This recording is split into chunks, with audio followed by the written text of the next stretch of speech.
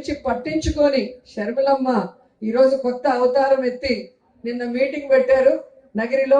నేను వైఎస్ఆర్ బిడ్డ అని చెప్పుకోవడం తప్ప వైఎస్ఆర్ గారిని అభిమానించే మీకోసమైనా వైఎస్ఆర్ గారికి పేరు తెచ్చే విధంగా ఏమైనా ఒక మంచి పని చేసిందా అంటే ఏమీ చేసింది లేదు.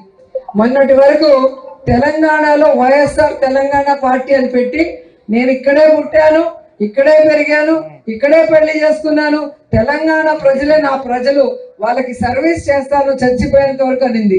ఇప్పుడు ఆ పార్టీని గాలికి వదిలేసి ఏ రాజశేఖర రెడ్డి గారిని కుటుంబాన్ని విచ్ఛిన్నం చేసిందో కాంగ్రెస్, ఏ రాష్ట్రాన్ని కాంగ్రెస్ విచ్ఛిన్నం చేసిందో, ఏ కాంగ్రెస్ అయితే రాజశేఖర రెడ్డి గారు చనిపోయాక ఆయన పేరుని ఎఫ్ఐఆర్ లో పెట్టిందో, ఏ కాంగ్రెస్ అయితే ప్రత్యేక హోదా లేకుండా ఈరోజు ఆంధ్రప్రదేశ్ ని సర్వనాశనం చేసే విధంగా విభజన చేసిందో అలాంటి కాంగ్రెస్ లోకి జాయిన్ అయ్యి ఈరోజు జగనన్న మీద మన మీద విషం చెమ్మటం మీ అందరూ కూడా గమనించాలి.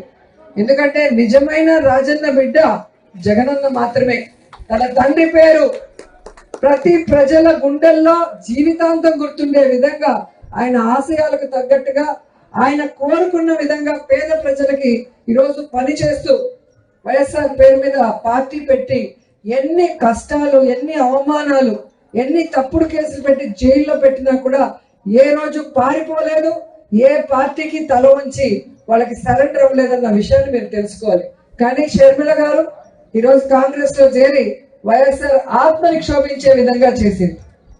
ఈరోజు జగనన్నని ఓడించడానికి చంద్రబాబు నాయుడు వదిలిన బాణం లాగా చంద్రబాబు నాయుడికి మంచి చేకూరే విధంగా వైఎస్ఆర్ కాంగ్రెస్ పార్టీ ఓట్లు చీల్చడానికి మా నాన్న వైఎస్ఆర్ అని చెప్పుకుంటుందే తప్ప నాన్న పేరు నిలబెట్టే విధంగా ఏమీ చేయలేదని మరొకసారి గుర్తు చేసుకోవాలి. ఈరోజు వైఎస్ఆర్ ఆశయాల కోసం పనిచేసేది జగనన్న అయితే వైఎస్ఆర్ ఆస్తుల కోసం ఈరోజు రోడ్డెక్కి పోరాటం చేస్తుంది షర్మిల. ఆ తేడా గుర్తించి జగనన్నని ఆశీర్వదించండి. జగనన్న సైనికులైన మమ్మల్ని ఆశీర్వదించాలని కోరుకుంటూ సెలవు తీసుకుంటున్నాను. జై జగన్, జై జై జగన్.